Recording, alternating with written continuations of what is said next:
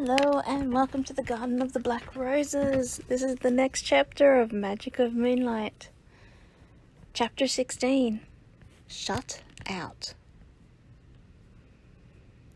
Griffin bounded into the encampment, his nose seeking out any hint or sign of Ember's scent.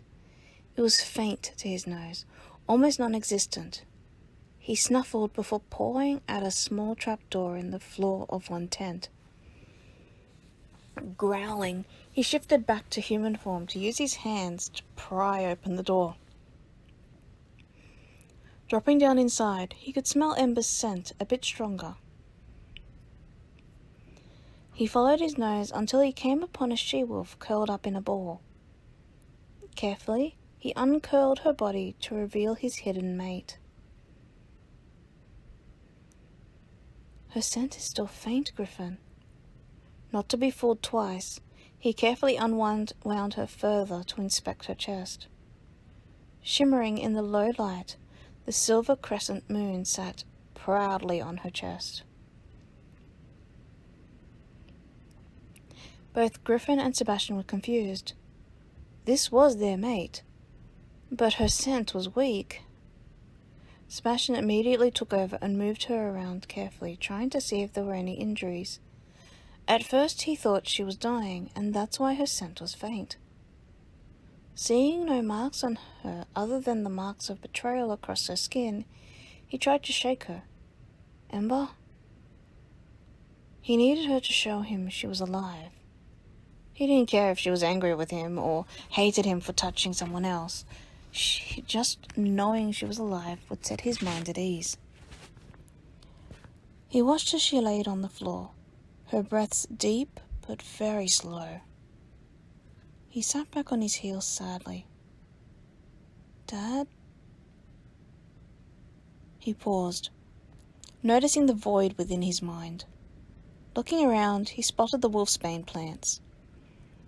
Growling in frustration, he scooped Ember up and jumped out of the hidden room, coming to rest a few meters from the entrance. He looked down at his mate, feeling at a loss at what to do. Dad? What is it? I don't know what to do. His voice was forlorn and lost. Alpha Alexis had never heard his son like this before. What happened? I found her, but her scent is faint. It's her. She has her mark, but she won't wake up. She doesn't appear injured. Would the marks have something to do with this? Alpha Alexis bit his lip before drawing Alpha Lucas into their mind link. Son, I think she shut you out. Shut me out? Sebastian was confused. Just like my best friend, Alpha Lucas replied quietly. Her mate was a bastard. He only wanted her as a side chick, basically to be a maid and a walking incubator for him. One day, she received layers of marks on her body. The pain was unbearable. She spoke to me that day before she did it. She said she wasn't going to take his abuse anymore. I thought she meant she was going to stand up and fight back. But instead, she shut herself down and never came back. Her mate killed her because she was useless in that state. So, Ember willingly shut herself down to shut me out? Tears spilled from Sebastian's eyes. He looked down at her before pulling her into his lap. Can we get her out of it? I'm sorry, Alpha Lucas said with a sigh. I don't know. There are so few documented cases of she-wolves shutting themselves down like this. Many who feel the marks of betrayal either kill themselves or murder the ones their mate cheats with. It's hard to know what it will bring a she-wolf back from wherever it is they go. Ember. Sebastian couldn't hold it in any longer. Heavy tears flowed down to land heavily on her head. He held her tightly. He kept berating himself in his head on how easily he was fooled. The signs were there, but he had been overridden by his craving to be constantly touching her or inside her to see them. Please, I don't care if you hate me, hit me, do anything. Please, don't shut me out. Come back.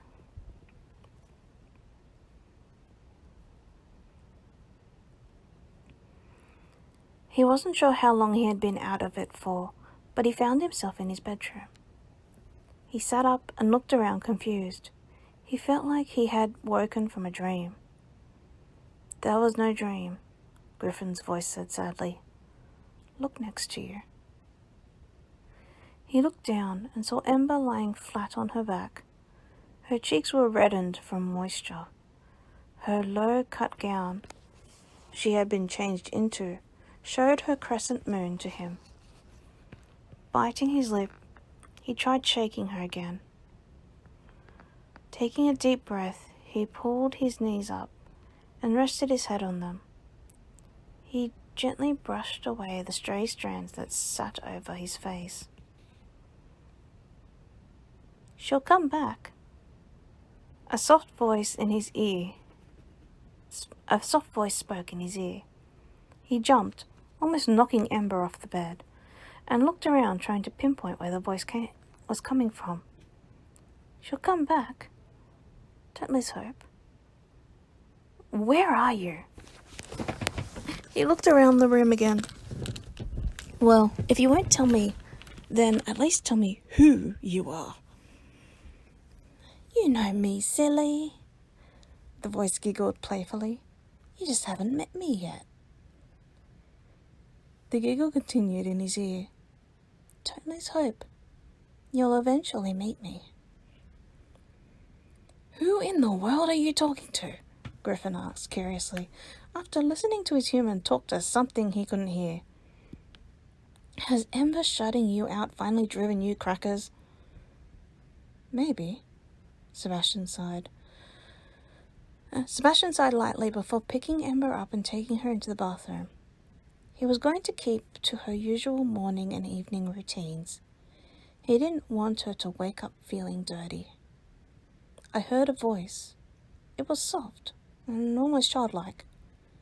She told me not to lose hope. Soft and childlike. Griffin mulled over it before he burst, his voice sounding excited. It could be Glacia. When I talk to Glacia, her voice is soft but tinkles like glass at times. Her laugh is very childlike, but it's adorable. Griffin gushed, excited about his mate. Glacia. Sebastian smiled before speaking out loud. If that's you, Glacia, I look forward to finally meeting you. He hoped Griffin was right. More giggles near his ear before the voice whispered, and I look forward to meeting you as well. There was a long pause before a more adult and seductive purr echoed in his ear. And Griffin, too. Sebastian's mouth almost dropped to the floor at that sound. Griffin? Have you heard Glacia with her adult voice before? No. Griffin sounded very confused. He tried to raid his memory to see if there was any lifetime where he had heard Glacia's adult voice. Why? Well, once Ember comes back, you'll find out. You're not going to tell me? No. Sebastian popped the pea like he was actually smacking his lips. Asshole. Sebastian chuckled and carefully continued to take care of Ember's body as best he could.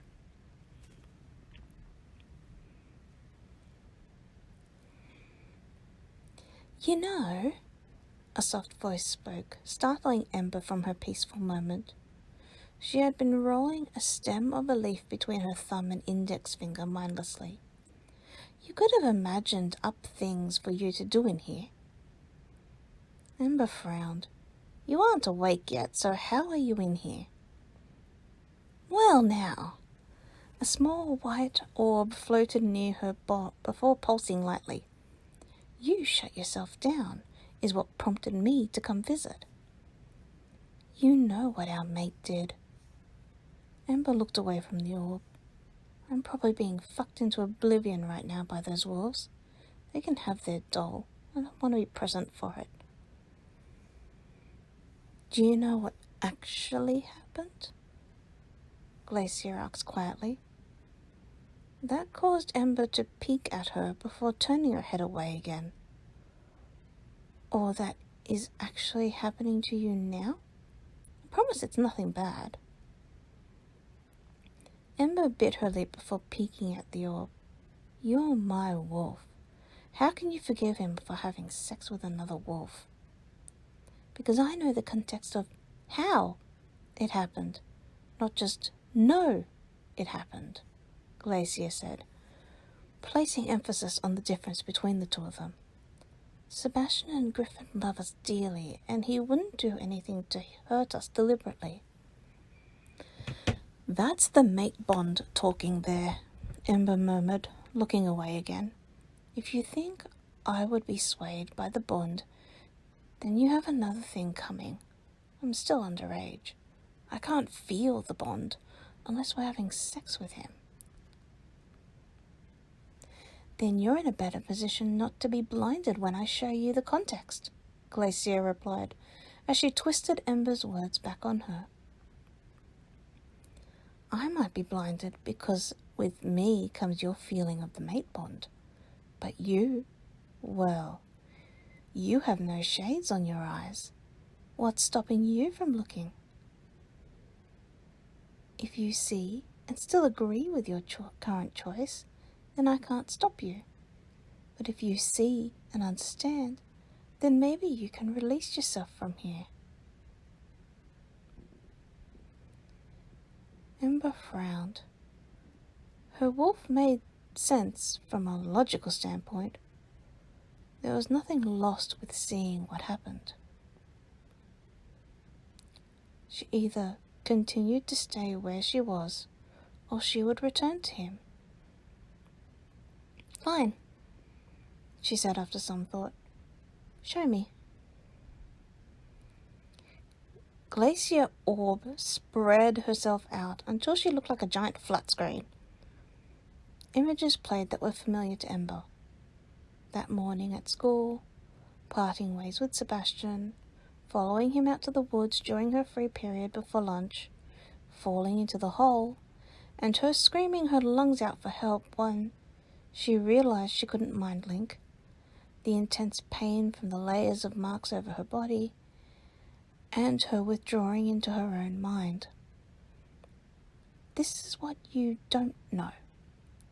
The video played as if it was being rewound, and then her video and Sebastian's video played forwards in time, side by side. That morning, parting ways with her, meeting up with her at lunch, having sex with her in the woods, him becoming enraged at learning that the her he was with was not her but actually Chelsea in disguise, his attempt to find her, his tears as soon as he found her again. Horn dog, Ember muttered softly, causing Glacier to giggle. I suppose he's my horn dog, isn't he? That he is. Glacier's infectious giggle caused Ember to crack a slight smile. Do you want to see what he's doing something now? Do you want to see what he's doing now? Something silly? Ember asked, mildly curious. She wasn't ready to leave her sanctuary yet. The feeling of being betrayed was still fresh in her mind, despite now knowing the context on what happened. More sweet, actually, Glacier replied. The video changed to their bedroom. Ember could hear Sebastian humming softly, the same tune he hummed when she was curled up, scared inside his sauce. She leaned closer to look at what he was doing. Oh! Ember suddenly blushed. Sebastian was very gently massaging and moisturizing her skin, just like she would do herself every morning. She watched him sway as he took care to moisturize between her fingers and toes. She could see his touch, body movement, and even demeanor screamed loving mate instead of his usual protective posture. She sighed and looked away.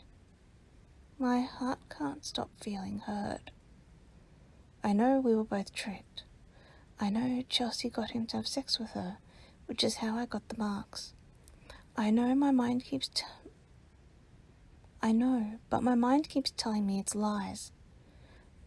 You're showing me this because it's the mate bond, and you're showing him in a positive light. She peeked at Glacier.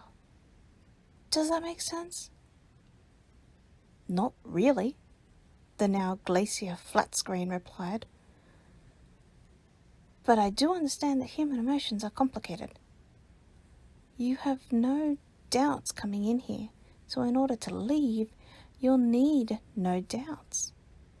Maybe watching him a while might ease your mind. Maybe, Ember replied with a sigh. She could hear that critical voice in her head. I hope so. She focused back on the video. Sebastian hummed as he put a floral dress on Ember that was low-cut enough to show her crescent moon, before he gathered her in his arms and walked back down the hall to his alpha lessons with Alpha Alexis. Son, you know you could have left her in your room, Alpha Alexis said, watching his son carefully arrange Ember on the lounge in the sun. She would be safe there. Sebastian shook his head. I want to be there when she wakes up. If not me, then the other avatars. I don't want her to wake up completely alone. I understand that, but what will you do if she doesn't wake up? He asked quietly. I know she's the avatar of the moon, but even she is still vulnerable to the same things we are. Sebastian bit his lip. I trust her enough to know she will wake up. She just needs time. He looked at his dad directly in the eye. Just like the time those wolves raped her before I came of age, and the time Trance was leaving her things. She always needs time to process what happened and come back to me. Alpha Alexis sighed before nodding and waving Sebastian to take a seat so they could start.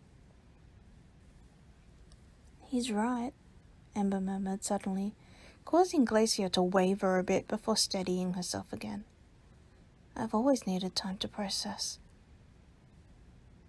Then take the time, Glacier replied, her voice sounding like she was smiling. Sounds like Sebastian knows exactly what you need, and he's willing to give it to you and support you however he can. Ember sighed once again, hearing that critical voice scream, lies, in her head. She continued to watch. Dad, Sebastian interrupted his training. Both Trance and Chelsea used black magic to harm Ember and me. Is there... I had wondered that myself, Alpha Alexis said, cutting over his son. And I know exactly what you were going to ask. Did you know that each species has its own monarchy? Sebastian shook his head and indicated to his dad to continue. We can send a formal letter to the witch and mage royals, letting them know what has happened here, and they can advise on what we can do. Sebastian nodded and glanced at Ember. I don't want to think about what could have happened if I didn't know. He gave a shiver before looking back to his dad. I wouldn't wish that on anyone. Alpha Alexis agreed, and the two set about formulating a formal letter to the Witch Queen and the Archmage.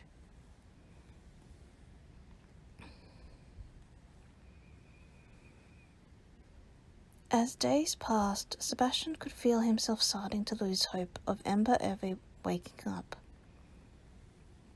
Every day it was the same thing. He would take care of her usual morning routine and took her with him everywhere he went, even to school. He didn't care if it seemed strange. He didn't want her to be alone. This night he was awake. His eyes watched as the clock ticked down the minutes to midnight. He knew his rut was coming, and he needed to make sure he kept a level head. He bit his lip and looked down at Ember's unconscious body. I hope I don't hurt you if I go into a lust haze, he whispered quietly. I'm hoping you wake up so I don't have to make that choice. His words were met with silence. He laid down on his side and held her close. Glancing back at the clock, he took a deep breath and prepared for his rut to take hold.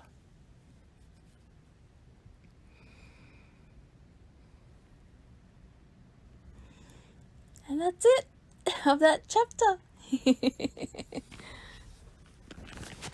Kind of a darkish chapter. I wanted to try with this chapter to involve the complexities of someone being betrayed and then learning that that betrayal wasn't what it seemed. Like with Ember, she felt the betrayal.